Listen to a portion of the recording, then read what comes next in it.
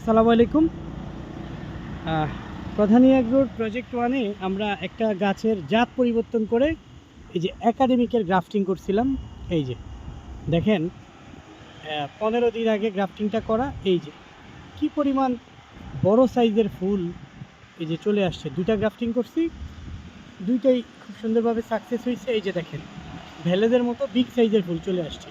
অনেকে ভাবতে পারে এটা ভেলেজ, এই যে পাতা ভালো করে দেখেন, এটা কিন্তু ভেলেজ না, এটা হচ্ছে একাডেমিক। যে খুব সুন্দরভাবে ফুল নিয়ে চলে আসছে। একাডেমিকের ফল ধরার ক্ষমতা আসলেই অসাধারণ।